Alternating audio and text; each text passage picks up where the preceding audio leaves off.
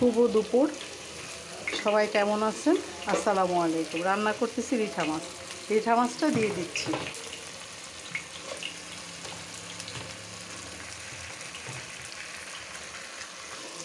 রিঠা মাছটা দিয়ে দিচ্ছি। এখন একটু রিঠা মাছটা কষিয়ে একটু ঝোলের পানি দিয়ে দিব।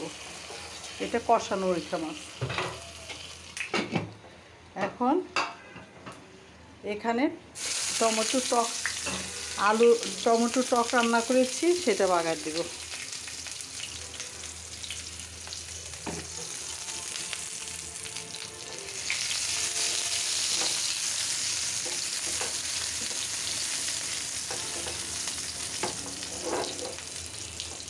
টমেটোর টকটা তো শীতের দিনে সবাই খান, কারণ এটা খুব মজাদার খাবার।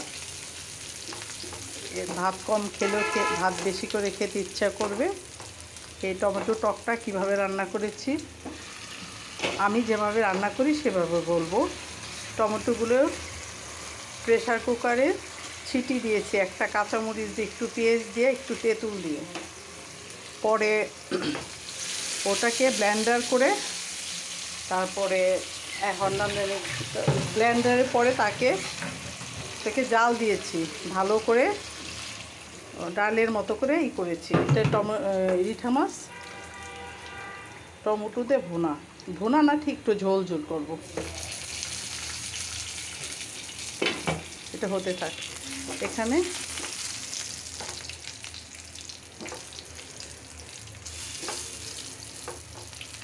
তারপরে ওটাকে ভালো করে জাল দিয়েছি, যেরকম ডাল যেভাবে রান্না করে ওভাবে রান্না করেছি। করে মানে এমনভাবে ব্লেন্ডার করছে যে থাকতে হয় না, সবই ব্লেন্ডার হয়ে গেছে। তারপরে এখন রসুন দিয়ে আর পেঁয়াজ দিয়ে এটা বাগার দিব। রসুন দিয়ে পেঁয়াজ দিয়ে বাগার দিব। আর তার ভিতরে একটু চিনি অ্যাড করেছি আর একটু তেঁতুল, কারণ চিনি আর তেঁতুল দিলে এটা টেস্টটা দ্বিগুণ বাড়ে। তাই এটার সাথে চিনি অ্যাড করেছি। বাইরে মাইক দিয়ে অ্যানাউন্স করতেছে, পাশে স্কুল, খেলা হচ্ছে। এখন এটা বাগার দিয়ে দিব।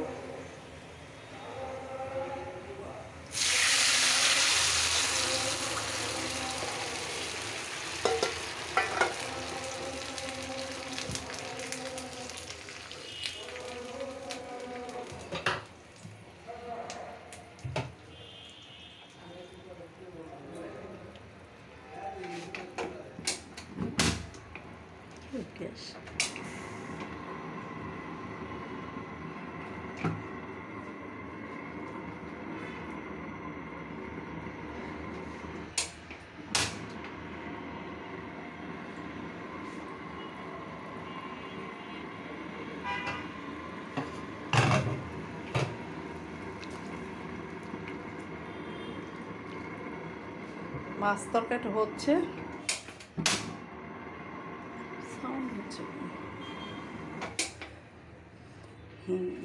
এটা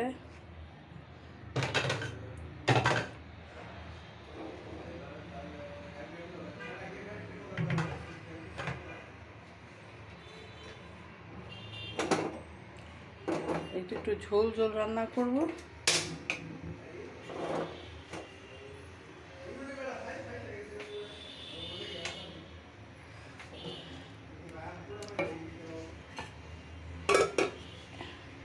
এটার সাথে সবজি রান্না করেছি দুপুরের জন্য। সবজি রিঠা মাছের ঝোল আর হলো টক। এখন ধনিয়া পাতাটা দিয়ে দিব।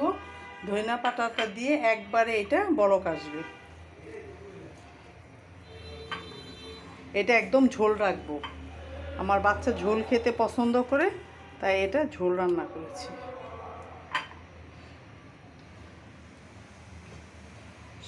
এটা হচ্ছে তরকারিটা। গ্যাসটা একটু সমস্যা দিয়েছিল, তো তরকারিটা আস্তে আস্তে হইতেছে। ভালো থাকবেন, আল্লাহ হাফেজ।